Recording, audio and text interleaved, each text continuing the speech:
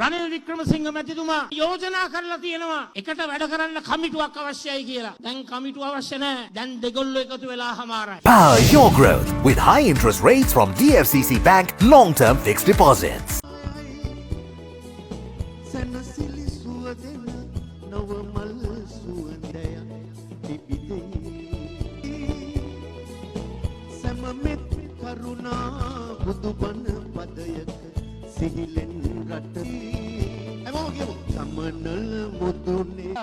සමගි ජන බලවේගයට අද මේ දුර්දාන්ත ජනතා විමුක්ති පෙරමුණු රජය අධ්‍යාපනය විනාශ කළා. අධ්‍යාපනයට අසභ්‍ය වීඩියෝ ඇතුළත් කරලා අදටත් කවුරුත් වගකීම බාරගන්නේ නැහැ. වරායේ ආරක්ෂාවට ගැහුවා.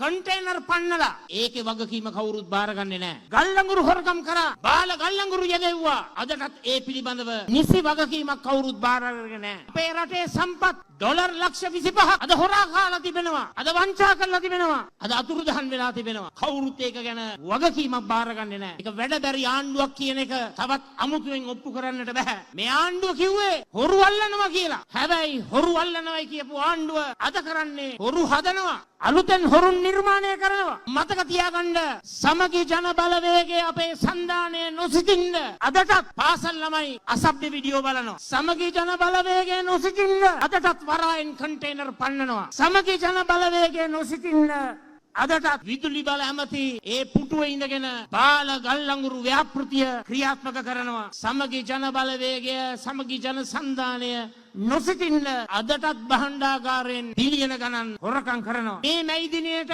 අපි එනකොට අනෙකුත් මැයි දින වලට වඩා වෙනස් ජනතාවගේ මුහුණු දිහා බැලුවම අලුත් බලාපොරොත්තුවක් තිබෙනවා. අලුත් අපේක්ෂාවක් තිබෙනවා. නියත වශයෙන්ම සමගි ජන බලවේගයේ නායකත්වයේ තුල මේ පච වැඩ නොකරන ආණ්ඩුව වෙනුවට වැඩ කරන රට දියුණු කරන රටේ ජනතාව ශක්තිමත් කරන රාජ්‍ය පාලනයකට අපි මුල පුරනවයි කියන එක මම මේ අවස්ථාවේ ප්‍රකාශ කරන්න කැමතියි. විවිධ කණ්ඩායම් ඉන්නවා. රජයේ කොන්ත්‍රාත් කරනවා. ආණ්ඩුවේ කොන්ත්‍රාත් කරනවා. ආණ්ඩුව වෙනුවෙන් විපක්ෂය ගැන එක එක කතා කියනවා. ඵල ඇති රුකටයි ගල් ගහන්නේ. මම පැහැදිලිව ඔබට කියන්න කැමතියි. රට ගොඩනගන එකම බලවේගය සමගි ජන බලවේගයයි. සමගි ජන සන්ධානයයි. අපි මේ රටේ ප්‍රගතිශීලී සියලුම දෙනාත් සමග අත්වල් බැනගෙන ජනතා විමුක්ති පෙරමුණු පාලනය තුල ගරා වැටුණු කඩා අපේ මේ දේශය ගොඩ ගන්නවාමයි කියන එක මම මේ අවස්ථාවේ කියන්න කැමතියි. අපි ඉතාමත්ම සතුටු වෙනවා මේ අවස්ථාවේ රනිල් වික්‍රමසිංහ මැතිතුමා අද